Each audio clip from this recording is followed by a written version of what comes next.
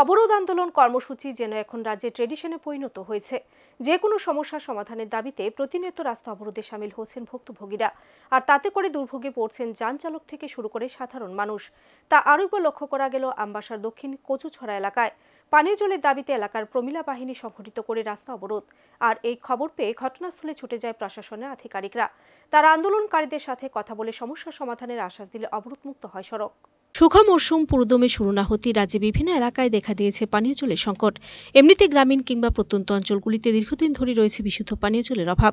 বারবার এই সমস্যার সমাধানের দাবি ভুক্তভোগীরা জানিয়ে আসলেও নেই কোনো সফলতা। তাই বাধ্যই বিশুদ্ধ পানীয় জলের দাবিতে রাস্তায় নামছেন দলমত নির্বিশেষে একাংশ মানুষ।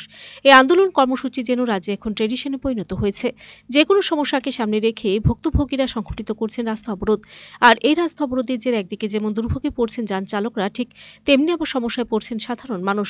তারই বা লক্ষ্য করা গেল আমবাসা দক্ষিণ কচুছড়া দেববর্মাপাড়া এলাকায়। বেশ কিছুদিন যাবৎ পানীয় জলের সংকটে ভুগছেন এলাকাবাসী। অবশেষে সোমবার সকালে বিশুদ্ধ পানীয় জলের দাবিতে আমবাসা দক্ষিণ কচুছড়া এলাকায় পথ অবরোধে সামিল হন এলাকার প্রমিলা বাহিনী। অবরোধের জেরে যান চলাচল স্তব্ধ হয়ে পড়ে, তাতে সাধারণ যাত্রীরা চরম দুর্ভোগের শিকার হন। অভিযোগ, বেশ কিছুদিন যাবৎ আমবাসা দক্ষিণ কচুছড়া এলাকায় পানীয় জল সরবরাহ বন্ধ হয়ে আছে। ফলে নিত্যদিন বিভিন্ন সমস্যার সম্মুখীন হতে হচ্ছে গ্রামবাসীদের। এ বিষয় নিয়ে একাধিকবার প্রশাসনকে জানানো হলেও কোনো কর্ণপাত করেনি। অবশেষে বাধ্য হয়ে এদিন সকালে পথ অবরোধে বসেন তারা। আর এই খবর পেয়ে ঘটনাস্থলে ছুটে যায় প্রশাসনের উচ্চপদস্থ আধিকারিকরা। তারা অবরোধকারীদের সাথে কথা বলে আশ্বাস দিয়েছেন অতি সত্বর সমস্যার সমাধান করা হবে। এই আশ্বাসের ভিত্তিতে পথ অবরোধ প্রত্যাহার করেন এলাকার প্রমিলা বাহিনী। পথ অবরোধ আপনাদের দাবি?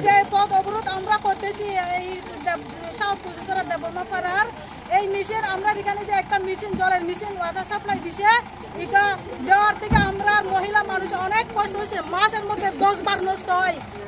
এই মেশিন আমরা লাগতো না, অন্য মেশিন লাগে এই জায়গাতে। কতদিন ধরে জল পাইতেছেন না? অনেক দিন ধরে জল পাইতেছে না আমরা। এখন তো কোনো কারেন্টের অভাব না, এখন বৃষ্টি সিজন না, এখন তো অলরেডি আমরা সব সময় জল পাওয়ার দরকার। ভাত না খাইয়া মানুষের 3 দিন বাঁচতে পারে, কিন্তু জল না খাইয়া মানুষ একদিনও বাঁচতে পারে না। এটা কোন জায়গা? South কচুছড়া দেববর্মাপাড়া।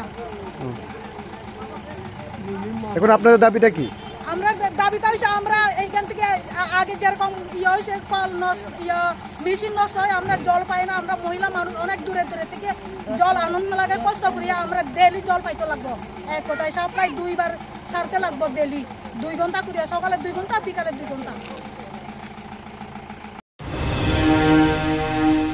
Bureau report, search India channel.